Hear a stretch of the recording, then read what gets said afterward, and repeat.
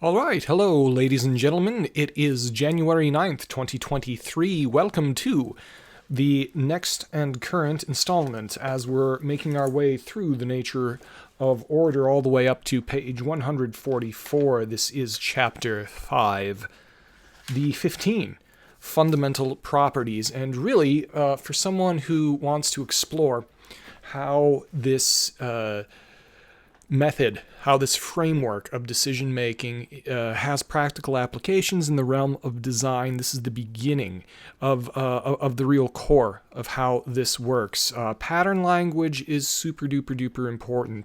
The way that I have seen how this works out in practice is the pattern language is especially most important early on. The pattern language is very good for client interaction, client communication, the day-to-day decisions of how things are shaped and what they look like. Then, obviously, people want designers to get paid so that they're discovering great things and making decisions, and you're not guiding. It's not like you're a personal trainer guiding someone through doing all of these design exercises themselves. In all of that decision making that is happening in things where you don't have a client meeting and you're not creating a pattern language framework, it is what you call the form language that each project has. Now, when you're looking at form languages in a particular way, if you want to create a form language that increases the amount of life and vibrancy in a space, the 15 fundamental properties, sometimes called the 15 fundamental transformations, are an important and helpful thing to keep an eye on. So, at the beginning here, Chris begins, thus broadly we have a theoretical scheme in which the life of a thing or a building or a system depends on the extent to which the centers in this thing cohere and help each other. About 20 years ago, I began to notice that the objects in the buildings which have life all have certain identifiable structural characteristics. And he's, I believe somewhere in here, he also talks about how, with his direct experience after pattern language was published, that it doesn't get you the whole way there. He was still frustrated at you can use good pattern language frameworks, but still have things have unsatisfying results. So to take something to the next level, that is here. So I managed to identify 15 structural features which appear again and again in things which do have life. They're levels of scale. Strong. We'll go over what these mean. Levels of scale, strong centers, boundaries, alternating repetition, positive space, good shape, local symmetry, deep interlock and ambiguity, contrast, gradients, roughness, echoes, the void, simplicity and inner calm, and not separateness. So there's, I may or may not upload this on this video here. If I do, it's going to be over there. Of a chart of these, an iconographic chart. It's actually difficult to make the icons and to make them communicate this, but that'll be there. You can hit pause and look at that. All right, so what do we start with? The order of this, I think, is interesting as well. So he starts with levels of scale, even before strong centers. Levels of scale, he says, the first thing I noticed when I began to study objects which have life is that they all contain different scales. In my new language, I would now say that the centers of these objects are made to tend to have a beautiful range of sizes, well-marked levels with definite jumps between them. There are big centers, middle-sized centers, small centers, and very small centers. This is really, really important, and you can see how this is working on this page. That you have, is that a Josef Albers painting? Yes, a Josef Albers painting, and a concrete wall with huge jumps in the level of scale, where you have something big and spare and stark and modern looking, and often the coldness that we feel from those things has to do with a level of scale. And even something which can appear to have discrete jumps in level of scale, like that prefab door, you can see that there are, if you do the left-right, which has more life comparison, the factory door there doesn't come off as nice as the carpentry door. It's possible to have a factory door that comes out like the form of the carpentry door, but we can get into later about how that all works. You can see how the levels of scale are broken down into a range of scales, into something that's just kind of simple, simple in a bad way. And this is very, very important. Here's another example. And this levels of scale help with detail, but detail and levels of scale are not synonymous. So there's Corbusier's Unité d'Habitation, and that might be Isfahan, but it's one of those beautiful blue tile mosques, likely Persian. What is that? Ah, it's at Meshed. I don't know where that is, but likely a mosque somewhere. But you can see in these examples of how if there's a stark jump between a large expanse of something and then other things that don't kind of have a gradation of boundary, that makes a very big difference. Strong centers. And this is an odd geometric property. I struggle with this one a little bit because strong centers is not really... It's a quality of the space. It's not really a geometric property on this list. But strong centers is important. That is an important guideline for all of this, but I think that has more to do with what he calls the fundamental process of each design decision increasing the strength of all the centers. So, what do we say about strong centers? Whenever you think that the wholes it is made of are wholesome or not, you can hardly claim that in some cases they form strong centers. The elements are amorphous and in a definite and intentional fashion, which prevents them from being strong centers. So here's a kind of a swept wing. Here we have a bunch of detail, but he says that these centers don't have strength. There's a real lack of coherence there. There's the dialogue of forms are not self-reinforcing. And I think there's some truth to that. That can happen. So it's important to think of this, because if you don't have that basic foundational guideline, that you're understanding these foci, these areas of focus, as kind of living structural entities, it's easier to not get in that blind alley of the incoherence when you're thinking of it that way. This is very, very, very important in practice. If you're working on different parts of a building, it's somewhat easy. Say if you're designing a kitchen extension and then you're designing the porch, and you have things that are somewhat adjacent to each other and you're treating them separately and you don't look at how they're dialoguing with each other, then you get things that have the appearance of like a cut and paste kind of house, where each can have its own coherence, but they're not melding and merging with each other. Keeping this in mind is one very good, very important way of getting out of that. So then we have boundaries, the next thing. Boundaries. Boundaries are a key part of levels of scale. So if you have thick boundaries, take a look at what happens here. You have this highly modernist thing where there's no trim and no boundaries. There's very real stark sterileness to it. People can say that, now not all modernism is sterile, and Chris gives examples of modernism that's not sterile. But when modernism is sterile, it always has a lack of boundaries. Over there, this is a good example of something. It's not highly, highly detailed. There is detail.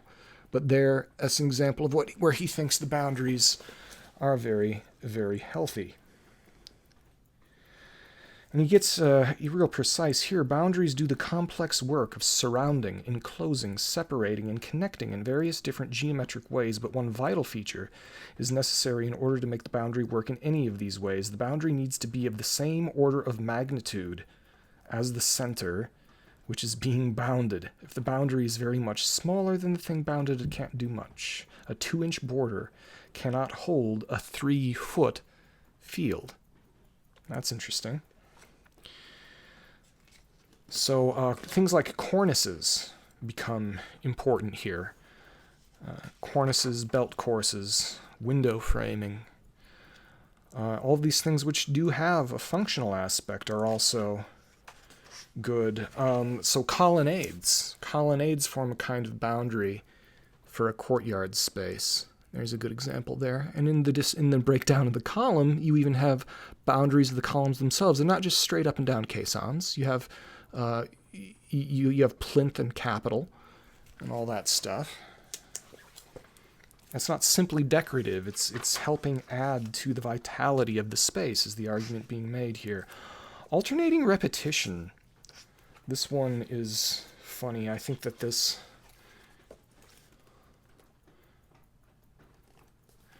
I'm gonna ruin this, but for people. But this really looks like it's kind of a. I'm not gonna do the voice, but it looks like a kind of like a weird cartoon monster that would talk like the cat Snagglepuss, or something. But yeah, it looks like it kind of looks like a cartoon character in the pattern there, if you think about it the right or wrong way. But anyways, this has alternating repetition.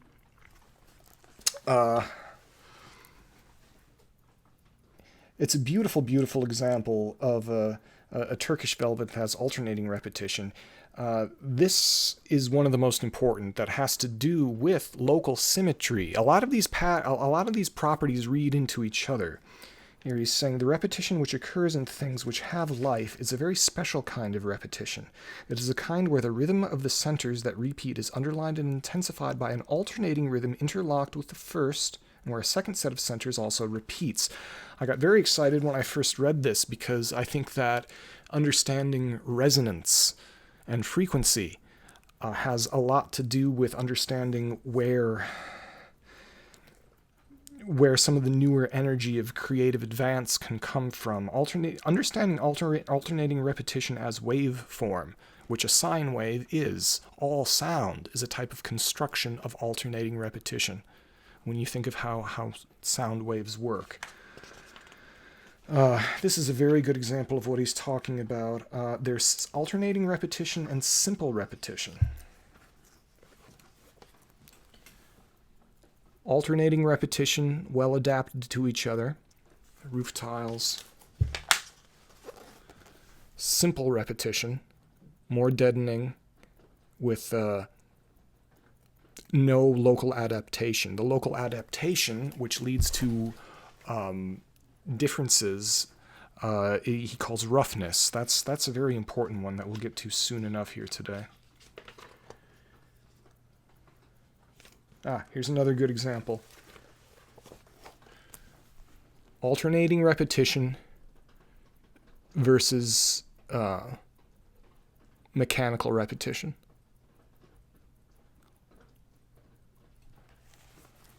You have the arches being relieved by the medallions. You have the void of the window being over the void of the arch. You have the solid of the column alternating with the void of the space between the windows, and then the square colonnade. You don't even have. That's a place where you don't have the plinth and the capital, and it's. I think sterile is the right word for it, because there's just less life. He says more exactly, it seems that what is really happening is not repetition, but is oscillation, which I thought was interesting in terms of resonance. Positive space, this is one of the ones that's most important. This is one of the conceptual things that I use most often. Good shape and positive space, I think they're really the same property. He shows the Noli plan of Rome. The whole idea of the way that the street plan of Rome got developed over thousands of years, and kind of he thought reached a peak in in the 1600s, or whenever that plan was, or the early 1700s, whenever that plan was made. It was a process over many hundreds of years of adaptation of places and spaces, which is very, very nice. This is a great example. right here. What is this? Turkish prayer carpet, 16th century. And you can see how those shapes just fit and dialogue with each other so absolutely well and create something so coherent and lovely. That is a very good example of the positive space transformation. When you're dealing with someone's, I've talked about this before, dealing with someone's backyard and how the house fits into a backyard, how an ADU sits on a site. This is incredibly, incredibly important. And again, you don't necessarily need something to be overburdened with detail for it to work. There's one called Simplicity and Inner Calm, which this has a lot of. We'll be getting to that. But here he greatly admires this very spare space in a Japanese castle, which he believes is a good example of well-tuned inner space working in all three dimensions. This is something that the modernists, one of the reasons that the modernists were so obsessed with the spareness is I believe that they were also perceiving this sense of space. Gropius, in the first of the Bauhaus books, writes an essay about this new perception of harmony in 3D space. And this is the kind of thing that they were talking about with positive space in 3 dimensions, and they stripped, one of the reasons they stripped the ornament is they wanted to understand how this dialogue of space was working without being distracted by detail, and to sculpt the space itself. And many of them thought that the reductiveness, that the minimalism was a phase to move past once they understood this sense of space. Well, one can argue whether any modernists did that or not, but I think we have gotten to the point now where both in terms of capacity of production, you can have modern machine production that carries the detail, the custom fabrication of components, as well as something like 3D printing does allow you to get that detail in a modern method. And then we also have the understanding of space. Here he doesn't think that Louis Kahn, he says good things about Louis Kahn in other places. Here, believes that that's an example of the just utter failure of the space to dialogue with itself in a healthy way.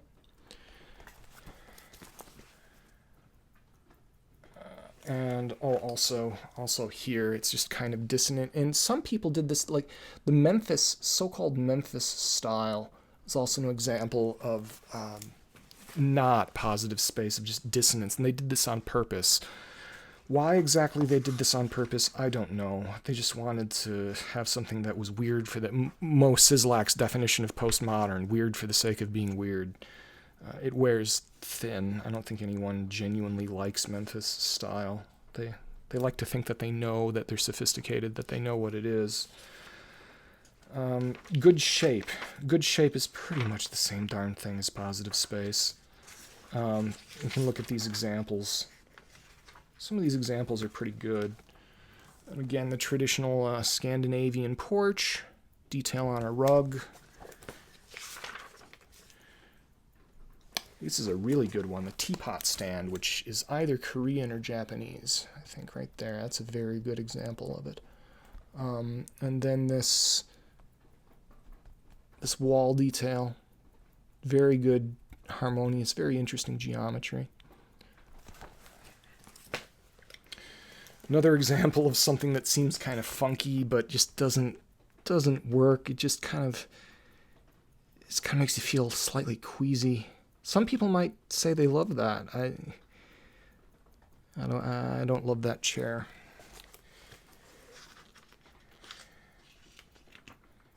Calls them amorphous.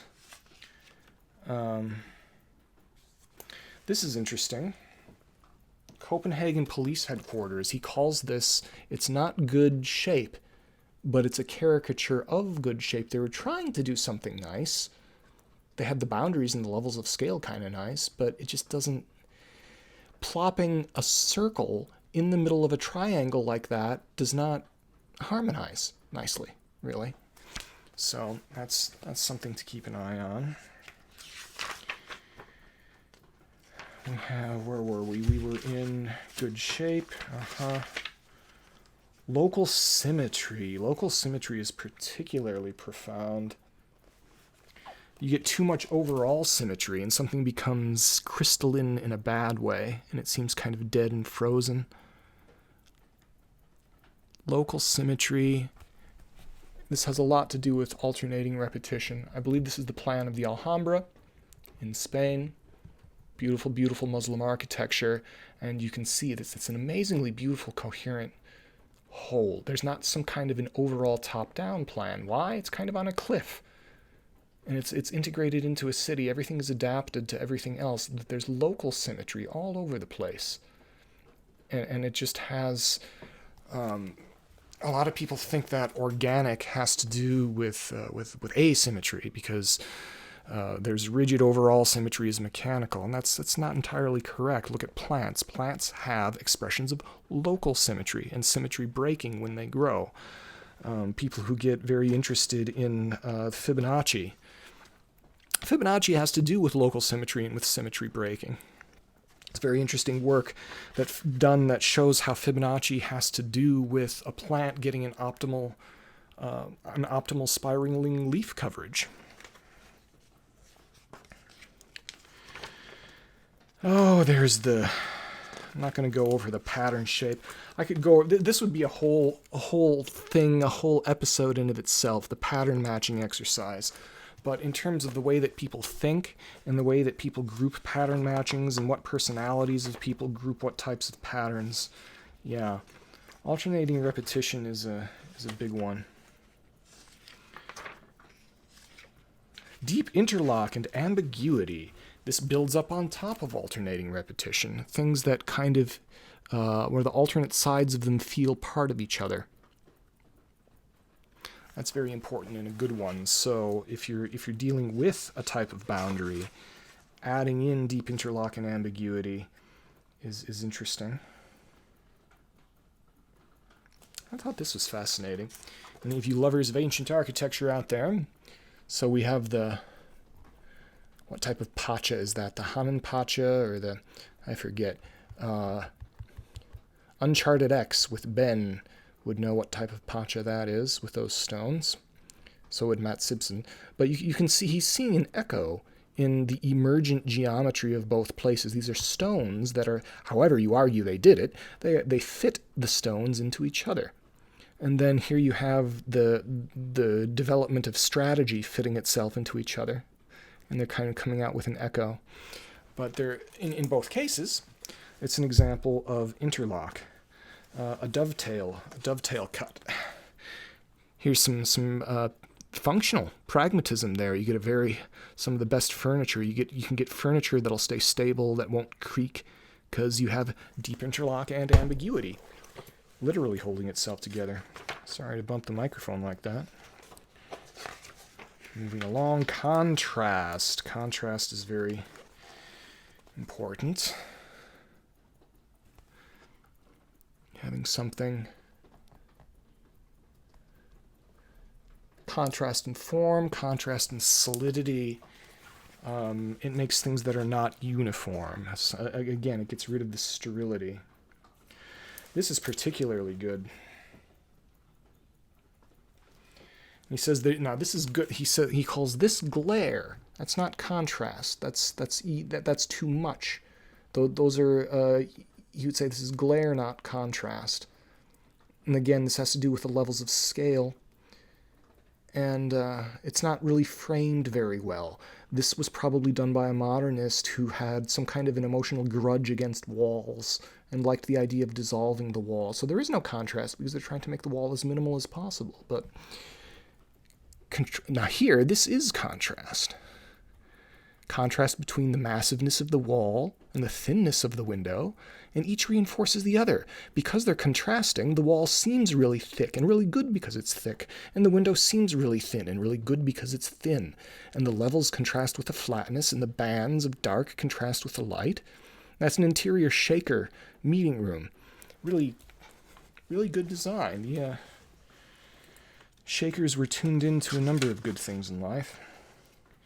Gradients and levels of scale are kind of the same thing, but, Gradients. I guess it's a specification of how you handle the levels of scale at a boundary that comes into a gradient.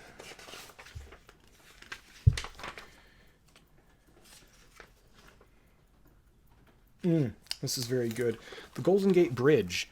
I wish they had a better photo than this, but I guess that comes off better on the camera than it does in person. It shows the contrast. The contrast is better on the camera. But there you can see the gradients. The gradients in the size of the members, in the cables, the gradient in the swoop of the catenary. You know, everybody loves that bridge, and he points out how it's a good example of 20th century living structure, of industrial living structure. You can do it. You can have it be wonderful and nice. Roughness coming from a very strong love of the modernist architecture. Roughness was a hard one for me to grab my mind around. Like, why is that important? Because modernism, and especially minimalism, wants to get rid of all roughness. Something has a natural roughness when you do it by hand. You would call it imprecision, but sometimes it is extra precision. If you look at the decoration on this bowl, it's not mathematically exact with the spaces around each little motif there in the radial pattern. But what it did is each little bit is adapting to the location of the other. And the way the bowl isn't perfectly symmetrical to begin with. And so when you're starting like that, you could have something that looks like, if you printed a totally even pattern over that, it would look like a mistake. It would be a mistake. Roughness is about local adaptation to context. And this is a very difficult one to nail. Yeah, here we go. This is a good example. So a lack of roughness in like a facade brick. If this were for real, you would have some roughness, or done nicely. You would have some quote imprecision or some roughness around that opening because it's an opening. There would be some difference in the spaces and the gaps between the bricks, and it would give it more of a vibrant, more of a natural feel instead of this ashlar, this pure ashlar grid. Contrasted to something like this. Looks like a Russian motif. But with that one, where is that from? It's from a mosque. Influenced the Russian things, perhaps. Kairouan.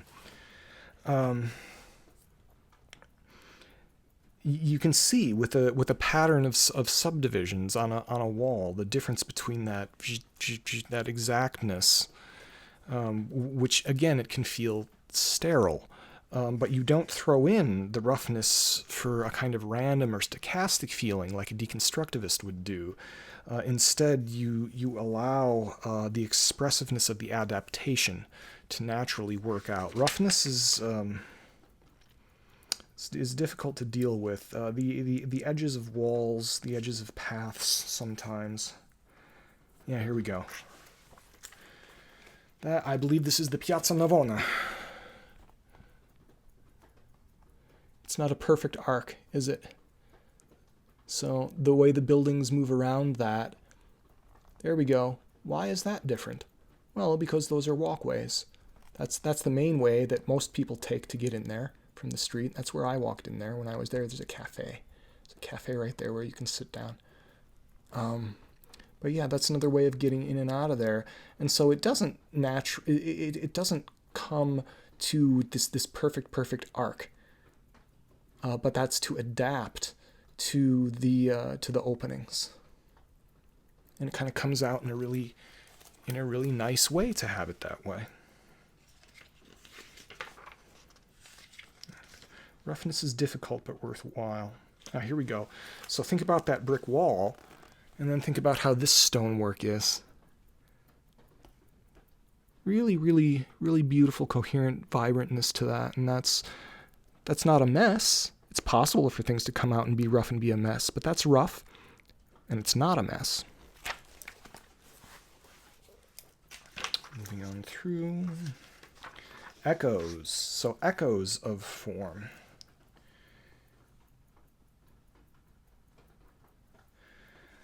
Here, this is a good example. Michelangelo. People say that Michelangelo was not a great architect. I agree.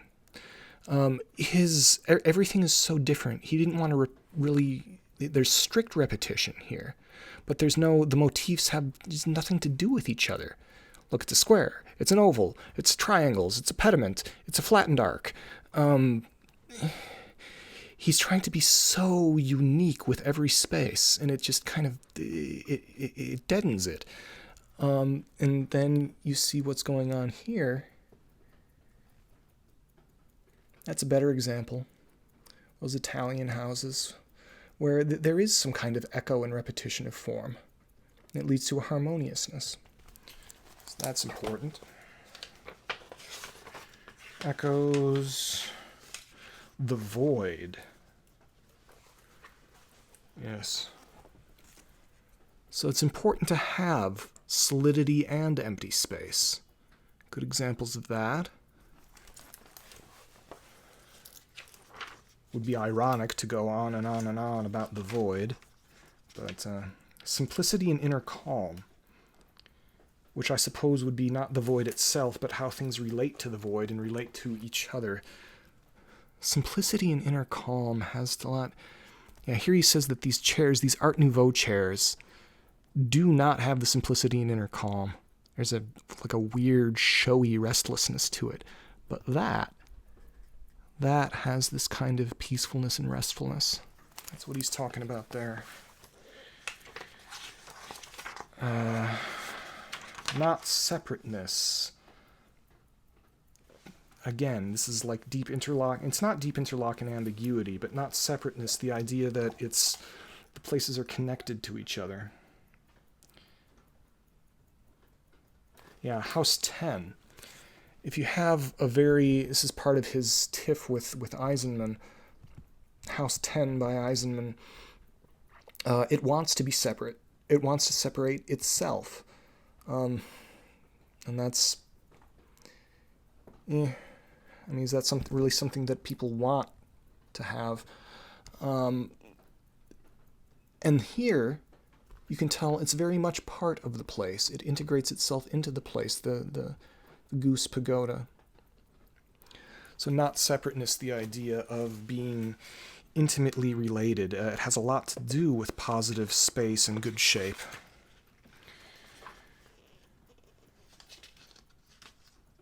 This is a very good one about something being part of the landscape. I've had loud arguments with colleagues. We were on good terms otherwise, but they thought that a house should definitely be separate, should definitely call attention to itself. And that, well, contrast is important, but contrast and separateness are two different things. The idea of the building being part of the land, as shown in that little village, I think is important. And here's the iconographic stuff. We don't have to show my scribblings. This is valuable. You can see glimpses of Chris's iconographic sketches. Here's a table. This is great, showing how they do relate. And remember how I said it seemed like a little bit redundant? He definitely sees how they do relate to each other. This is a fascinating table, if anyone wants to contemplate that. And then let's go to the other. Right. Again with the icons here. Let's